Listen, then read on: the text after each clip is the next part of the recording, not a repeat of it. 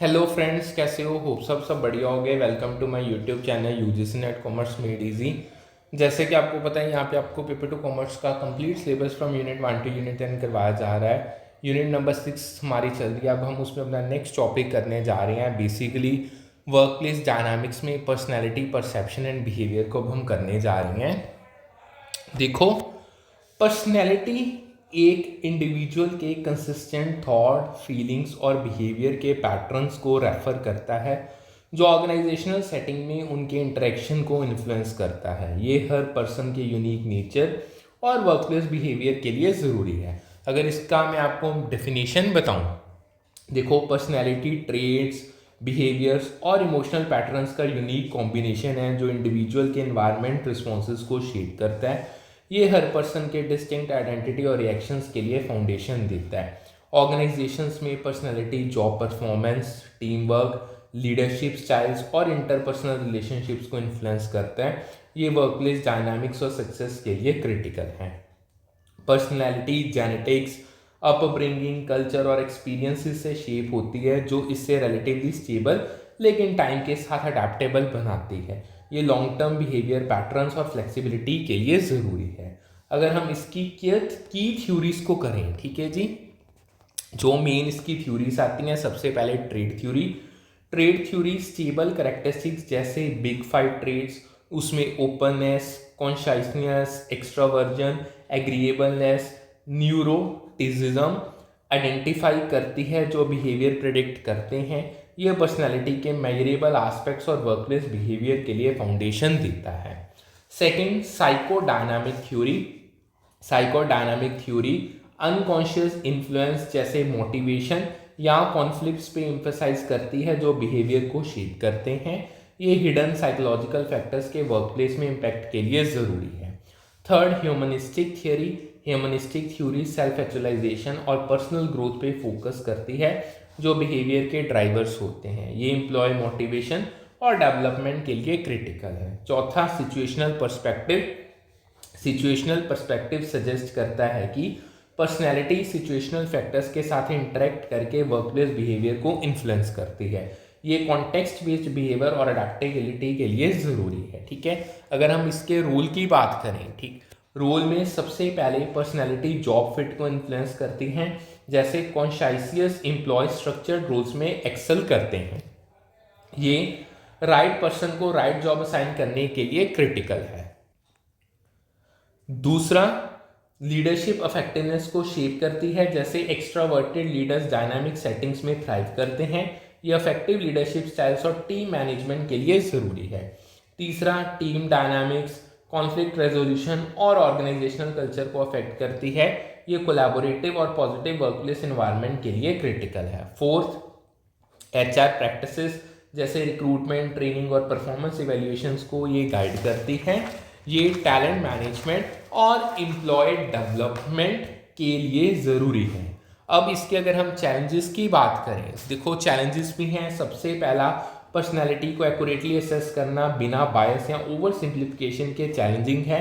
ये फेयर और reliable assessment के लिए केयरफुल टूल्स मांगता है। दूसरा, डाइवर्स वर्कफोर्सेस में इंडिविजुअल ट्रेड्स और ऑर्गेनाइजेशनल नीड्स को बैलेंस करना मुश्किल है। ये इंक्लूसिविटी और अलाइनमेंट के लिए स्ट्रेटेजिक अप्रोच मांगता है। थर्ड, इवॉल्विंग वर्कप्लेस कॉन्टेक्स्ट जैसे रिमोट वर्क के लिए पर्सनैलिटी बेस्ड स्ट्रेटेजी से अडाप्ट करना चैलेंजिंग है। ये फ्लेक्सिबिलिटी और मॉडर्न वर्क ट्रेंड्स के लिए ज़रूरी है। अब यहाँ पे ना मैं आपको एक प्रीवियस ईयर क्वेश्चन करवाने जा रहा हूँ, दैट इज MBTI। MBTI इसका एक जो फ्रेमवर्क है उसका क्वेश्चन सबसे ज़्यादा पूछा जाता है। ये मैं आपको करवाने जा रहा हूँ। देखो, MBTI यानी मायर्स ब्रिग्स टाइप इंडिकेटर।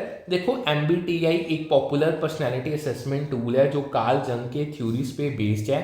ये इंडिविजुअल्स के पर्सनैलिटी टाइप्स को कैटेगराइज करने के लिए वाइडली यूज्ड है। ये इंडिविजुअल्स को 4 मेन डायमेंशंस या डाइकोटॉमीज के बेसिस पे डिफरेंट पर्सनैलिटी टाइप्स में कैटेगराइज करता है। ये पर्सनैलिटी के स्ट्रक्चर्ड अंडरस्टैंडिंग के लिए ज़रूरी है। ये डायमेंशंस MBTI फ्रेमवर्क के कॉन्टेक्स्ट में जंगियन एस्पेक्ट्स के रूप में रेफर किए जाते हैं।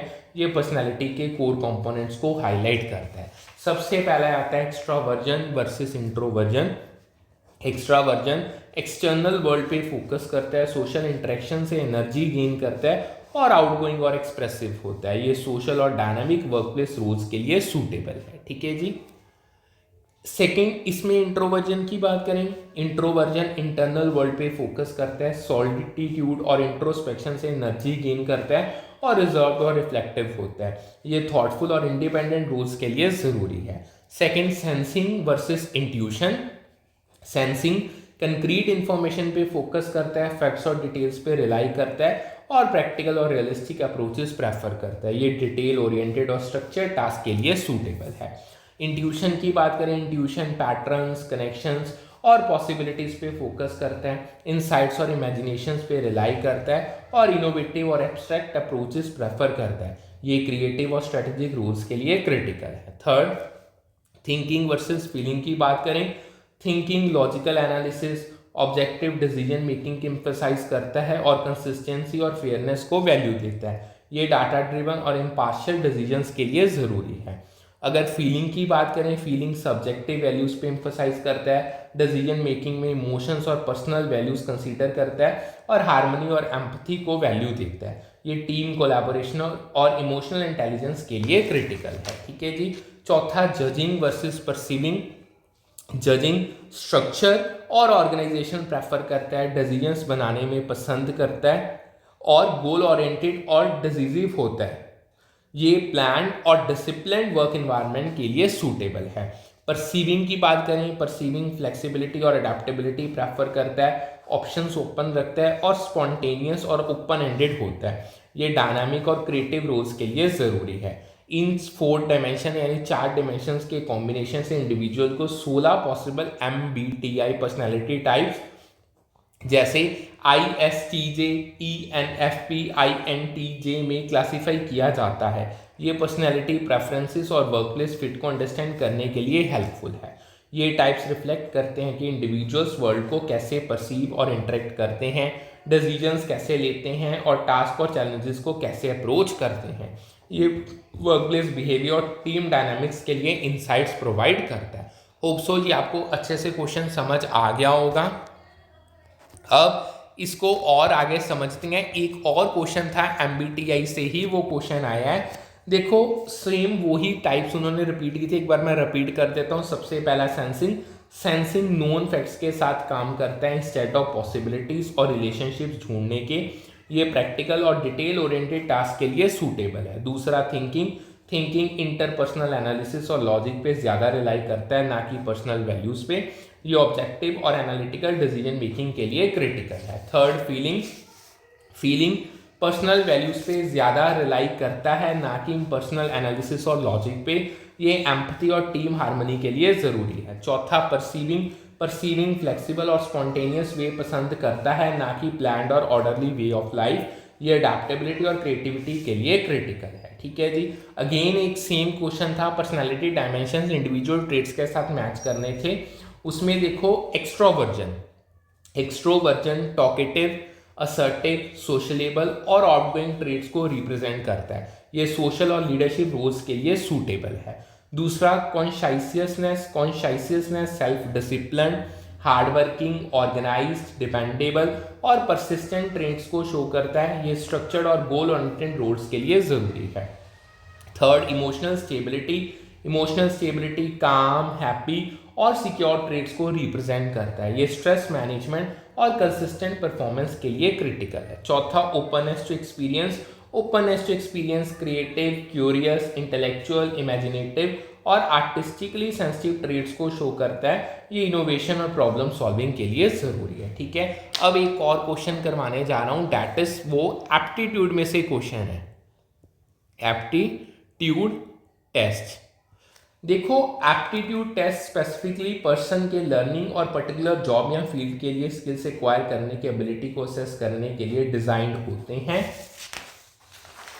ये जॉब फिट और पोटेंशियल के लिए क्रिटिकल है। ये टेस्ट इंडिविजुअल के इनहेरेंट एप्टीट्यूड्स को मेजर करते हैं, जो नेचुरल एबिलिटीज या टैलेंट्स होते हैं और वेरियस टास्क या जॉब फंक्शंस में डेवलप और अप्लाई किए जा सकते हैं। ये फ्यूचर परफॉर्मेंस और स्किल डेवलपमेंट के लिए इंसाइट्स देते हैं। एप्टीट्यूड टेस्ट कॉग्निटिव एबिलिटीज जैसे logical reasoning, problem solving skills, numerical और वर्बल रीजनिंग, स्पेशल अवेयरनेस और मैकेनिकल कॉम्प्रिहेंशन को इवेल्युएट करते हैं। ये जॉब स्पेसिफिक स्किल्स और पोटेंशियल के लिए ज़रूरी हैं। इन एप्टीट्यूड्स को असेस करके एम्प्लॉयर्स एप्लीकेंट के स्पेसिफिक जॉब रोल या इंडस्ट्री में लर्न और परफॉर्म करने के पोटेंशियल के इंसाइट्स गेन करते हैं। ये हायरिंग और टैलेंट सिलेक्शन के लिए क्रिटिकल है। अब इसमें आता है एक achievement test. Achievement test individual के पर्टिकुलर एरिया या सब्जेक्ट में नॉलेज और स्किल के लेवल को मेजर करने के लिए डिज़ाइंड है। ये ऑलरेडी एक्वायर्ड एक्सपर्टाइज को इवेल्युएट करता है। ये असेस करता है कि इंडिविजुअल ने स्पेसिफिक डोमेन में क्या ऑलरेडी सीखा या अचीव किया है। ये जॉब स्पेसिफिक प्रोफिशिएंसी के लिए ज़रूरी है। जॉब एप्लीकेशन के कॉन्टेक्स्ट में अचीवमेंट टेस्ट एप्लीकेंट के रिक्वायर्ड जॉब रिलेटेड नॉलेज और स्किल्स में प्रोफिशिएंसी और एक्सपर्टाइज इवेल्युएट करने के लिए यूज़ होता है। ये जॉब फिट और परफॉर्मेंस के लिए क्रिटिकल है। ठीक है जी। अब हम एक क्वेश्चन है पर्सनैलिटी फैक्टर जिसमें बाइपोलर डायमेंशन।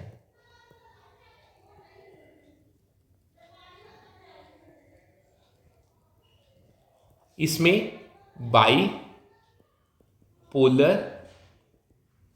डायमेंशन देखो, इसमें 4 मेन चीजें हैं। सबसे पहले आता है वार्मथ आउटगोइंग वर्सेस रिजर्व्ड के बाइपोलर डायमेंशन को रिप्रेजेंट करता है। ये इंटरपर्सनल इंटरेक्शंस और अप्रोचेबिलिटी के लिए जरूरी है। दूसरा एब्स्ट्रैक्टेडनेस इमेजिनेटिव वर्सेस प्रैक्टिकल के बाइपोलर डायमेंशन को शो करता है। ये क्रिएटिव वर्सेस ग्राउंडेड थिंकिंग के लिए क्रिटिकल है। Third openness to change experimental versus conservative के बाइपोलर डायमेंशन को रिप्रेजेंट करता है। ये अडेप्टेबिलिटी और इनोवेशन के लिए जरूरी है। चौथा परफेक्शनिज्म कंट्रोल्ड वर्सेस कैजुअल के बाइपोलर डायमेंशन को शो करता है। ये वर्क स्टाइल और अटेंशन टू डिटेल के लिए क्रिटिकल है। ठीक है जी, होप सो ये आपको समझ आ गया होगा। अब नेक्स्ट टॉपिक पे चलते हैं जो हमारा है परसेप्शन का। देखो, परसेप्शन एक प्रोसेस है जिसमें इंडिविजुअल्स अपने एनवायरनमेंट को इंटरप्रेट और सेंस बनाते हैं, जो कोलीग्स, टास्क और ऑर्गेनाइजेशनल पॉलिसीज के व्यू को इन्फ्लुएंस करता है। ये वर्कप्लेस इंटरेक्शंस और डिसीजंस के लिए ज़रूरी है। अगर हम इसके डेफिनेशन की बात करें, परसेप्शन सेंसरी इंफॉर्मेशन को सेलेक्ट, ऑर्गेनाइज और इंटरप्रेट करने का प्रोसेस है जो इवेंट्स या पीपल के कोहेरेंट अंडरस्टैंडिंग के लिए ज़रूरी है।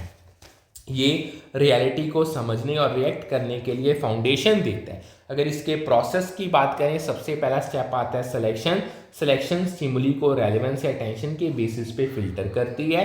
ये इंपॉर्टेंट इंफॉर्मेशन पे फोकस करने के लिए ज़रूरी है। दूसरा ऑर्गेनाइजेशन इंफॉर्मेशन को मीनिंगफुल पैटर्न्स में स्ट्रक्चर करती है। ये कॉम्प्लेक्स डाटा को अंडरस्टैंडेबल बनाने के लिए क्रिटिकल है। थर्ड इंटरप्रिटेशन एक्सपीरियंस, बायसेस या कॉन्टेक्स्ट के बेसिस पे मीनिंग असाइन करती है। ये सब्जेक्टिव अंडरस्टैंडिंग और डिसीजन मेकिंग के लिए ज़रूरी है। अगर हम इसके फैक्टर्स की बात करें जो परसेप्शन को इन्फ्लुएंस करते हैं, सबसे पहले आते हैं इंडिविजुअल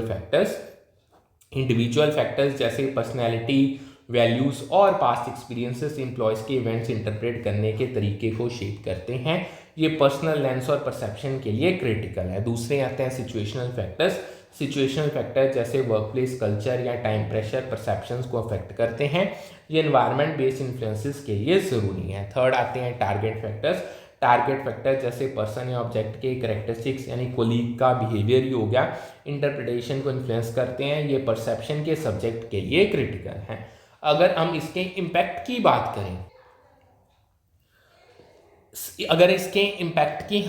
करें, देखो सबसे पहला डिसीजन मेकिंग को शेप करता है, जैसे फेयरनेस के परसेप्शन लीडरशिप में ट्रस्ट को अफेक्ट करते हैं। दूसरा, या इसमें कह लो, ये ऑर्गेनाइजेशनल ट्रस्ट और डिसीजंस के लिए ज़रूरी है।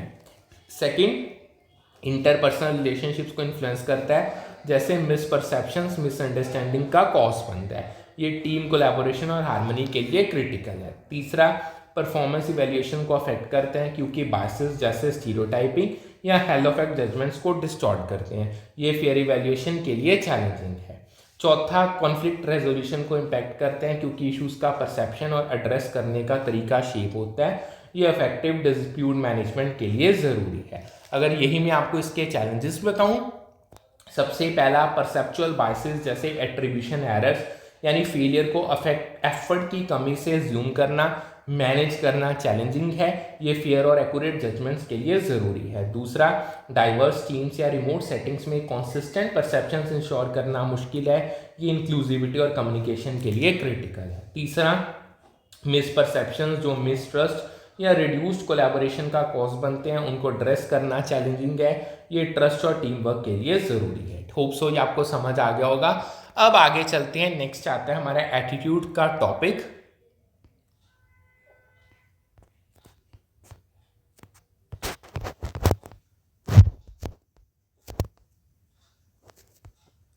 देखो, अगर हम एटीट्यूड की बात करें, एटीट्यूड पीपल, ऑब्जेक्ट्स या सिचुएशन के वैल्यूएशन या बिलीव्स होते हैं जो वर्कप्लेस बिहेवियर को इन्फ्लुएंस करते हैं। ये एम्प्लॉय के एक्शंस और रिएक्शंस के लिए क्रिटिकल है। इसकी अगर मैं आपको डेफिनेशन दूं, एटीट्यूड्स रिलेटिवली स्टेबल प्री डिस्पोजिशंस होते हैं जो वर्कप्लेस एलिमेंट जैसे टास्क, कोलीग्स या पॉलिसीज के प्रति पॉजिटिवली या नेगेटिवली रिस्पॉन्ड करते हैं। ये कंसिस्टेंट बिहेवियर पैटर्न्स के लिए फाउंडेशन देते हैं। अगर इसके कंपोनेंट्स की बात करें, सबसे पहले कॉग्निटिव कंपोनेंट बिलीव्स या थॉट्स को इंक्लूड करता है, जैसे वाई जॉब चैलेंजिंग क्यों है, ये रेशनल थिंकिंग और परसेप्शंस के लिए ज़रूरी है। सेकेंड आता है अफेक्टिव कंपोनेंट फीलिंग्स या इमोशंस को इंक्लूड करता है, जैसे वर्क के साथ सेटिस्फेक्शन, ये इमोशनल कनेक्शन और मोटिवेशन के लिए क्रिटिकल है। Third, behavioural component tendency to act को इंक्लूड करता है, जैसे टास्क के प्रति कमिटमेंट, ये एक्शन ओरिएंटेड बिहेवियर के लिए ज़रूरी है। अगर हम की वर्कप्लेस एटीट्यूड्स की बात करें, सबसे पहला जॉब सेटिस्फेक्शन जॉब के प्रति पॉजिटिव फीलिंग्स है जो प्रोडक्टिविटी और रिटेंशन से लिंक है। ये एम्प्लॉय मोराल और लॉयल्टी के लिए क्रिटिकल है। फिर आता है ऑर्गेनाइजेशन ऑर्गेनाइजेशन के प्रति लॉयल्टी है जो टर्नओवर और इंगेजमेंट को इन्फ्लुएंस करती है। ये लॉन्ग टर्म एम्प्लॉय रिटेंशन के लिए ज़रूरी है। थर्ड आता है जॉब इन्वॉल्वमेंट रोल में साइकोलॉजिकल इन्वेस्टमेंट का डिग्री है जो एफर्ट और परफॉर्मेंस को अफेक्ट करता है। ये डेडिकेशन और प्रोडक्टिविटी के लिए क्रिटिकल है। अगर हम इसके इम्पैक्ट की बात करें, क्या इम्पैक्ट है इसका? सबसे पहले पॉजिटिव एटीट्यूड्स मोटिवेशन, कोलैबोरेशन और ऑर्गेनाइजेशनल सिटीजनशिप बिहेवियर जैसे कोलीग्स की हेल्प को इन्हांस करते हैं। ये टीम स्पिरिट और वर्कप्लेस पॉजिटिविटी के लिए ज़रूरी है। दूसरा, नेगेटिव एटीट्यूड एब्सेंटिज्म, टर्नओवर या रिड्यूस्ड परफॉर्मेंस का कॉज बनते हैं। ये वर्कप्लेस एफिशिएंसी और मोराल के लिए चैलेंज है।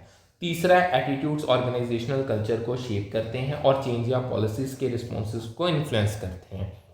ये वर्कप्लेस अडेप्टेबिलिटी और अलाइनमेंट के लिए क्रिटिकल है। अगर हम चैलेंजेस की इसके बात करें, ठीक है जी, सबसे पहला हाई प्रेशर या अनसर्टेन इन्वायरमेंट्स में नेगेटिव एटीट्यूड्स मैनेज करना चैलेंजिंग है। ये मोराल और प्रोडक्टिविटी के लिए स्ट्रेटेजिक इंटरवेंशन मांगता है। दूसरा, डाइवर्स वर्कफोर्सेस में इंडिविजुअल एटीट्यूड्स को ऑर्गेनाइजेशनल वैल्यूज़ के साथ अलाइन करना मुश्किल है। ये इंक्लूसिविटी और कल्चरल अलाइनमेंट के लिए ज़रूरी है। तीसरा, एटीट्यूड्स को एक्यूरेटली मेजर करना बिना सेल्फ रिपोर्टेड डाटा पे सोलली रिलाई किया चैलेंजिंग है। ये ऑब्जेक्टिव और रिलायबल असेसमेंट के लिए क्रिटिकल है। ठीक है जी, होप सो ये आपको समझ आ गया होगा। अब हम आगे चलते हैं। नेक्स्ट इसमें ना थियरीज हैं, उसमें जो एक प्रीवियस ईयर क्वेश्चन है बेसिकली रीइंफोर्समेंट थ्योरी का, वो मैं आपको करवाने जा रहा हूँ। रीइंफोर्समेंट थ्योरी, देखो, रीइंफोर्समेंट थ्योरी कहती है कि ओपिनियंस में चेंजेस एटीट्यूड चेंज का रिजल्ट दे सकते हैं। ये बिहेवियर मॉडिफिकेशन और एटीट्यूड शिफ्ट के लिए ज़रूरी है। अब इसमें हम कॉग्निटिव एटीट्यूड की बात करें, cognitive attitude beliefs, opinions, knowledge या इंफॉर्मेशन पे बेस्ड एटीट्यूड को रेफर करता है जो एम्प्लॉयज़ किसी इवेंट, सिचुएशन या कॉन्सेप्ट के बारे में रखते हैं। ये रैशनल थिंकिंग और डिसीजन मेकिंग के लिए क्रिटिकल है। ये एटीट्यूड्स के कॉग्निटिव कंपोनेंट से रिलेटेड है जो थॉट्स, परसेप्शंस और इवैल्यूएशंस इन्वॉल्व करता है जो इंडिविजुअल के बिहेवियर को इन्फ्लुएंस करते हैं। ये लॉजिकल और इन्फॉर्म्ड बिहेवियर के लिए ज़रूरी है। कॉग्निटिव एटीट्यूड्स रैशनल थिंकिंग और अंडरस्टैंडिंग पे बेस्ड होते हैं। ये ऑब्जेक्टिव और फैक्ट बेस्ड डिसीजंस के लिए क्रिटिकल है। अब बात करते हैं हम ego regression mechanism, ego regression mechanism.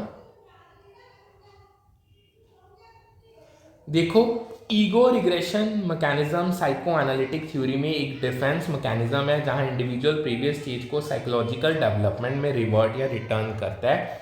ये स्ट्रेस या एंजाइटी के रिस्पॉन्स में होता है। ये रिग्रेशन स्ट्रेस, एंजाइटी या अदर चैलेंजिंग सिचुएशन के रिस्पॉन्स में हो सकता है। ये इमोशनल कोपिंग और स्टेबिलिटी के लिए ज़रूरी है। रिग्रेसिंग से इंडिविजुअल्स अर्लियर मोर फैमिलियर डेवलपमेंट स्टेज में रिट्रीट करते हैं, जहां वे कंफर्टेबल या सिक्योर फील करते हैं। ये साइकोलॉजिकल सेफ्टी के लिए क्रिटिकल है। अब इसमें आता है एक प्रोजेक्शन। देखो, प्रोजेक्शन अनएक्सेप्टेबल इम्पल्सिस को अपने से किसी और पे प्लेस करने के रूप में डिस्क्राइब किया जाता है। ये ब्लेम शिफ्टिंग और इमोशनल डिफेंस के लिए ज़रूरी है। Regression previous stage of development में रिटर्न करने के रूप में डिस्क्राइब किया जाता है। ये स्ट्रेस रिस्पॉन्स और कोपिंग मैकेनिज्म के लिए क्रिटिकल है। फिर एक आता है रिप्रेशन। रिप्रेशन अनकॉन्शियस में पुल करने के रूप में डिस्क्राइब किया जाता है।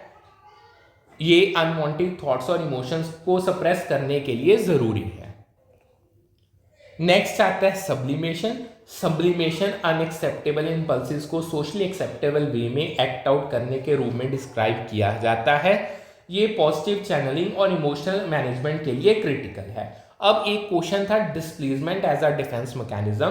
देखो, डिस्प्लेसमेंट एक डिफेंस मैकेनिज्म है जहां एक पर्सन अपने बैड डे एट वर्क की वजह से चाइल्ड या स्पाउस पे गुस्सा करता है। ये नेगेटिव इमोशंस को सेफ टारगेट पे रिडायरेक्ट करने के लिए जरूरी है। ठीक है जी।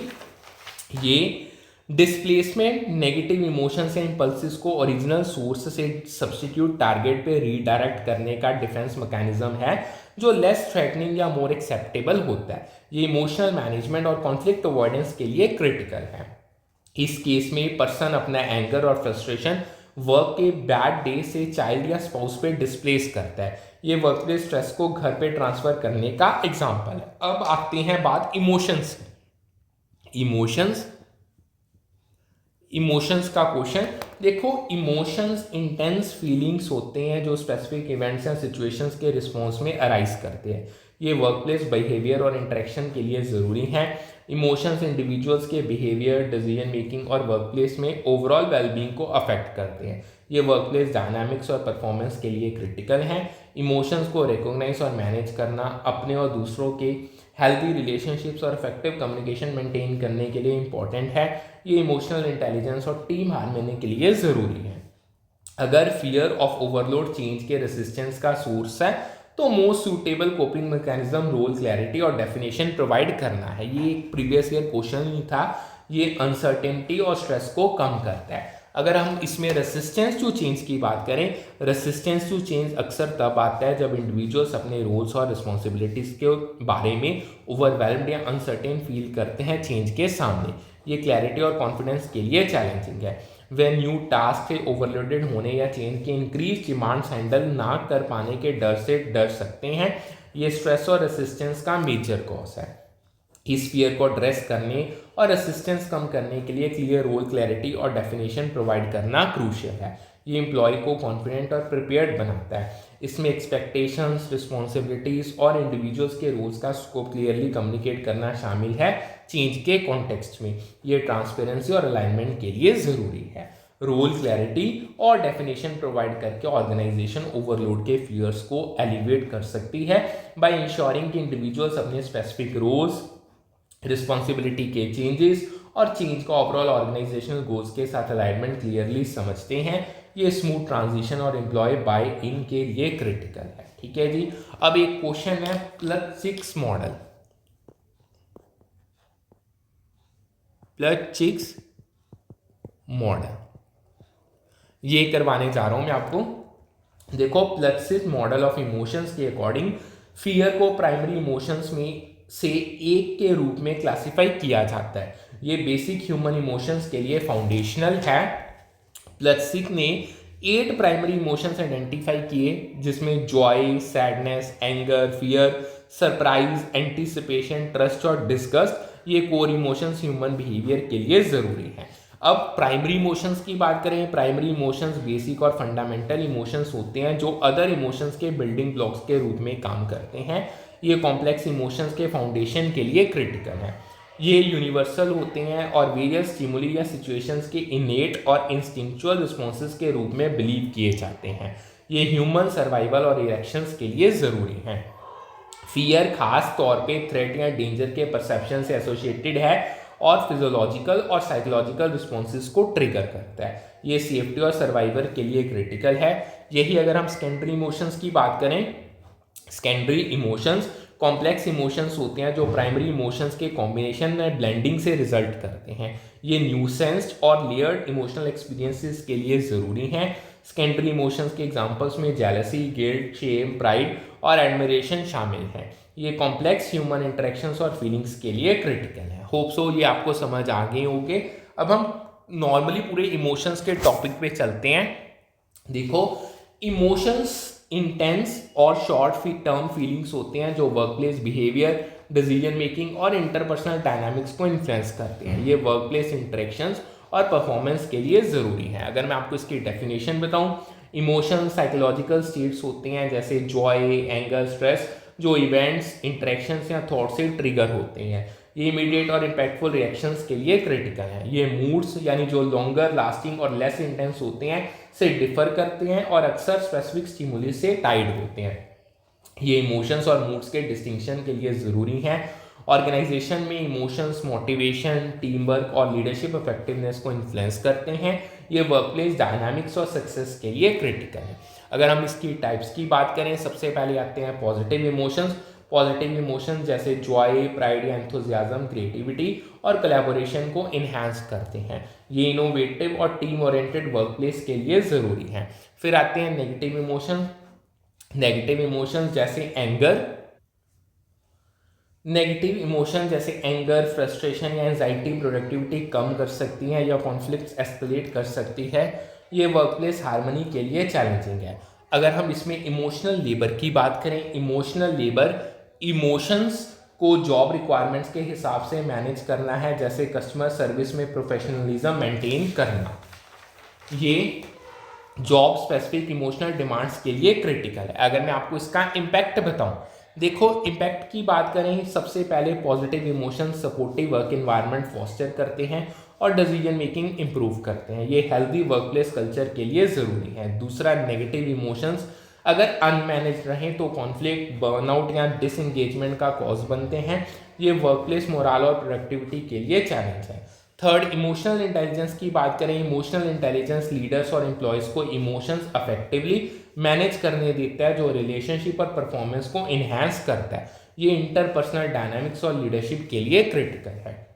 अगर मैं इसके चैलेंजेस बताऊं, सबसे पहले ऑथेंटिक इमोशनल एक्सप्रेशन और प्रोफेशनल एक्सपेक्टेशंस के बीच बैलेंस करना चैलेंजिंग है। ये जेन्युइन और वर्कप्लेस एप्रोप्रिएट बिहेवियर के लिए ज़रूरी है। दूसरा, इमोशनल कॉन्टेंजियन मैनेज करना, जहां इमोशंस टीम्स में स्प्रेड होते हैं, मुश्किल है। ये टीम मोराल और डायनामिक्स के लिए क्रिटिकल है। थर्ड, ग्लोबल ऑर्गेनाइजेशन में इमोशनल एक्सप्रेशन के कल्चरल डिफरेंसेस को एड्रेस करना चैलेंजिंग है। ये इंक्लूसिविटी और क्रॉस कल्चर हार्मनी के लिए ज़रूरी है। ठीक है जी, अब आगे चलते हैं। नेक्स्ट हमारा जो टॉपिक आता है group dynamics, power and politics का।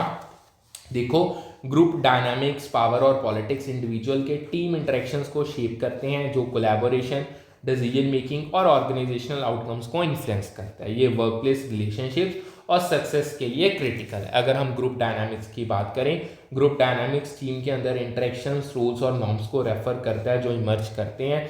ये टीम बिहेवियर और परफॉर्मेंस के लिए फाउंडेशन देता है। अगर मैं आपको इसमें स्टेजेस बताऊं, तो ग्रुप डेवलपमेंट के स्टेजेस जो टकमेंस मॉडल यानी उसमें फॉर्मिंग, स्टॉर्मिंग, नॉर्मिंग, परफॉर्मिंग, एडजॉर्निंग होते हैं। ये टीम एवोल्यूशन और मैच्योरिटी के लिए क्रिटिकल है। कोहेशन, कम्युनिकेशन और कॉन्फ्लिक्ट रेजोल्यूशन के थ्रू परफॉर्मेंस को इन्फ्लुएंस करते हैं।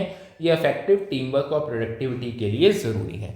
यही अगर हम बात पावर की करें, पावर अदर्स के बिहेवियर या डिसीजंस को इन्फ्लुएंस करने की एबिलिटी है। ये लीडरशिप और टीम डायनामिक्स के लिए क्रिटिकल है। अगर इसकी टाइप्स की बात करें, सबसे पहला लेजिटिमेट पावर। लेजिटिमेट पावर है फॉर्मल अथॉरिटी या पोजीशन से डिराइव्ड होता है। ये ऑर्गेनाइजेशनल हिरार्की के लिए ज़रूरी है। एक्सपर्ट पावर नॉलेज या स्किल्स पे बेस्ड होता है। ये टेक्निकल और स्पेशलाइज्ड रोल्स के लिए क्रिटिकल है। थर्ड आता है रेफरेंट पावर। रेफरेंट पावर चरिश्मा या रिलेशनशिप से आता है। ये इंटरपर्सनल इन्फ्लुएंस और लीडरशिप के लिए ज़रूरी है।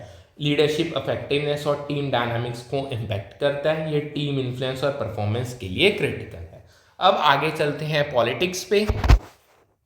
अगर हम पॉलिटिक्स की बात करें, देखो ऑर्गेनाइजेशनल पॉलिटिक्स इन्फ्लुएंस या रिसोर्सेज गेन करने के बिहेवियर को इन्वॉल्व करता है, अक्सर फॉर्मल चैनल्स के बाहर। ये वर्क प्लेस डायनामिक्स और रिसोर्स एलोकेशन के लिए ज़रूरी है।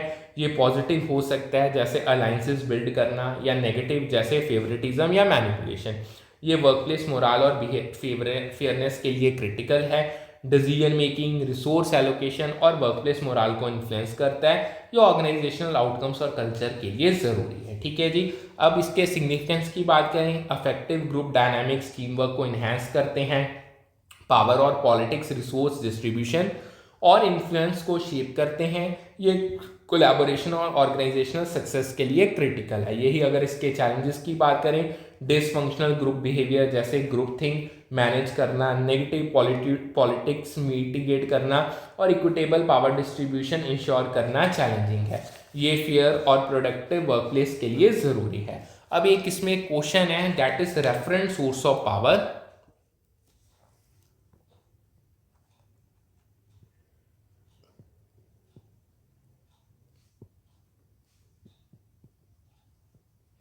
देखो, reference source of power manager के सबॉर्डिनेट्स के साथ आइडेंटिफाई या इमिटेट करने की डिजायर से आता है। ये पर्सनल इन्फ्लुएंस और चरिश्मा के लिए क्रिटिकल है। ठीक है जी, होप सो ये आपको समझ आ गया होगा अच्छे से। अब कॉन्फ्लिक्ट एंड नेगोशिएशन की बात करें। देखो, कॉन्फ्लिक्ट तब आता है जब इंडिविजुअल्स या ग्रुप्स के बीच डिसएग्रीमेंट्स या इनकम्पैटिबल इंटरेस्ट होते हैं। ये वर्कप्लेस डायनामिक्स और रेजोल्यूशन के लिए ज़रूरी है। कॉन्फ्लिक्ट कंस्ट्रक्टिव या डिस्ट्रक्टिव हो सकता है डिपेंडिंग ऑन इसका मैनेजमेंट कैसे होता है। ये कॉन्फ्लिक्ट आउटकम्स और इम्पैक्ट के लिए क्रिटिकल है। नेगोशिएशन म्यूचुअली एक्सेप्टेबल एग्रीमेंट्स तक पहुंचने का प्रोसेस है कॉन्फ्लिक्ट्स या डिफरेंसेस रिजॉल्व करने के लिए। ये विन विन सोल्यूशंस और हार्मनी के लिए ज़रूरी है। कॉन्फ्लिक्ट मैनेज करना और नेगोशिएशन स्किल्स इंप्लॉय करना पॉजिटिव रिलेशनशिप मेंटेन और विन विन आउटकम्स अचीव करने के लिए वाइटल है। ये वर्कप्लेस कोलैबोरेशन और सक्सेस के लिए क्रिटिकल है। अब अगर बात करें स्ट्रेस मैनेजमेंट की, स्ट्रेस फिजिकल, इमोशनल और साइकोलॉजिकल रिस्पॉन्सेज को रेफर करता है जो इंडिविजुअल एक्सपीरियंस करते हैं जब वे परसीव करते हैं कि सिचुएशन के डिमांड्स उनके कोपिंग एबिलिटीज से ज़्यादा है। ये वर्कप्लेस वेलबींग और परफॉर्मेंस के लिए ज़रूरी है। Workplace stress high workloads, time pressure, interpersonal conflicts और ऑर्गेनाइजेशनल चेंजेस जैसे फैक्टर से अराइज कर सकता है। ये स्ट्रेस सोर्सेस और मैनेजमेंट के लिए क्रिटिकल है। स्ट्रेस मैनेजमेंट टेक्निक्स इंप्लीमेंट करना, वर्क लाइफ बैलेंस फॉस्टर करना और सपोर्ट सिस्टम प्रोवाइड करना एम्प्लॉयज़ को स्ट्रेस कोप करने और नेगेटिव इफेक्ट्स मिनिमाइज करने में हेल्प करता है। ये एम्प्लॉय वेलबींग और प्रोडक्टिविटी के लिए ज़रूरी है।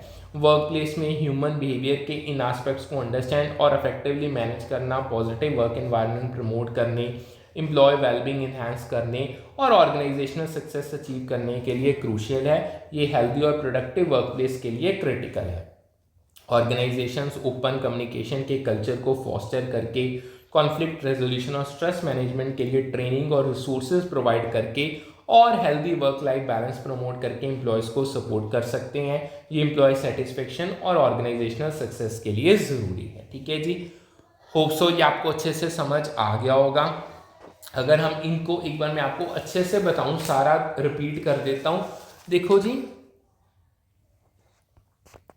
अगर हम कॉन्फ्लिक्ट की बात करें, जो ये हमारा टॉपिक है, देखो, कॉन्फ्लिक्ट, नेगोशिएशन और stress management, interpersonal disputes, resolution strategies और वर्कप्लेस प्रेशर्स को एड्रेस करते हैं जो हेल्दी और प्रोडक्टिव वर्क एनवायरनमेंट इंश्योर करता है। ये वर्कप्लेस हार्मनी और एफिशिएंसी के लिए क्रिटिकल है। अगर मैं कॉन्फ्लिक्ट बताऊं, कॉन्फ्लिक्ट गोल्स, रिसोर्सेज या वैल्यूज़ के डिसएग्रीमेंट से अराइज करता है। ये वर्कप्लेस डायनामिक्स और इंटरेक्शंस के लिए ज़रूरी है। इसके टाइप्स की बात करें, टाइप्स में टास्क कॉन्फ्लिक्ट यानी work related issues, relationship conflict यानी पर्सनल डिस्प्यूट्स और प्रोसेस कॉन्फ्लिक्ट यानी मेथड्स या प्रोसीजर्स शामिल होते हैं। ये कॉन्फ्लिक्ट के डिफरेंट सोर्सेस और इम्पैक्ट्स के लिए क्रिटिकल है।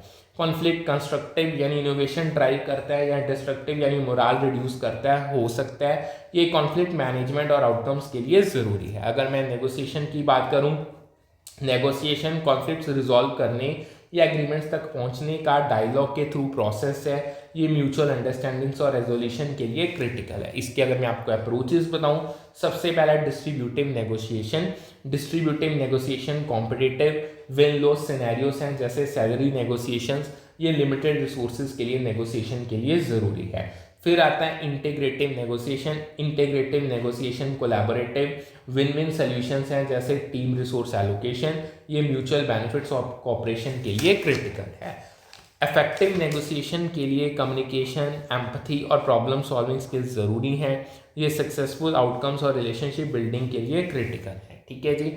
अगर हम स्ट्रेस मैनेजमेंट की बात करें, work place stress high workloads, ambiguity या इंटरपर्सनल कॉन्फ्लिक्ट जैसे डिमांड से रिजल्ट करता है। ये एम्प्लॉय वेलबींग और परफॉर्मेंस के लिए चैलेंज है।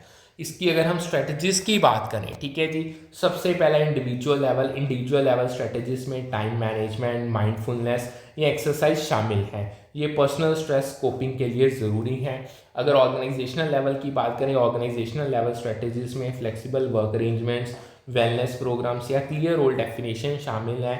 ये वर्क प्लेस स्ट्रेस रिडक्शन के लिए क्रिटिकल है। बर्नआउट रिड्यूस करता है, वेलबींग इंप्रूव करता है और प्रोडक्टिविटी इन्हांस करता है। ये हेल्दी और एफिशिएंट वर्कफोर्स के लिए ज़रूरी है। ठीक है जी। अगर हम इसके कॉन्टेम्पररी ट्रेंड्स और चैलेंजेस की बात करें तो ट्रेंड्स में सबसे पहला टेक्नोलॉजी डिजिटल प्लेटफॉर्म्स के थ्रू वर्चुअल कॉन्फ्लिक्ट रेजोल्यूशन और नेगोशिएशन को फैसिलिटेट करता है। ये मॉडर्न वर्कप्लेस डायनामिक्स के लिए क्रिटिकल है। दूसरा, वेलनेस प्रोग्राम्स और मेंटल हेल्थ सपोर्ट हाइब्रिड या हाई प्रेशर वर्कप्लेसेस में स्ट्रेस एड्रेस करता है। ये एम्प्लॉय वेलबींग के लिए ज़रूरी है। तीसरा, diversity focus training cultural misunderstanding से कॉन्फ्लिक्ट रिड्यूस करता है। ये इंक्लूसिव वर्कप्लेस और हार्मनी के लिए क्रिटिकल है। यही अगर चैलेंजेस की बात करूँ, सबसे पहला रिमोट या ग्लोबल टीम्स में limited face to face interaction के साथ कॉन्फ्लिक्ट्स मैनेज करना चैलेंजिंग है। ये इफेक्टिव कम्युनिकेशन और रेजोल्यूशन के लिए ज़रूरी है। दूसरा, डाइवर्स वर्कफोर्सेस में इक्विटेबल नेगोशिएशन आउटकम्स इंश्योर करना मुश्किल है। ये फेयरनेस और इंक्लूसिविटी के लिए क्रिटिकल है। तीसरा, स्ट्रेस मैनेजमेंट, कॉस्ट और ऑर्गेनाइजेशनल प्रोडक्टिविटी गोल्स के बीच बैलेंस करना चैलेंजिंग है। ये फाइनेंशियल और एम्प्लॉय वेलबींग प्रायोरिटीज़ के लिए ज़रूरी है। होप सो जितना आपको करवाया उतना अच्छे समझ आ गया होगा। करते हैं आज का सेशन यहीं पे वाइंड अप, फिर मिलते हैं with a new session with a new set of topics. Thank you.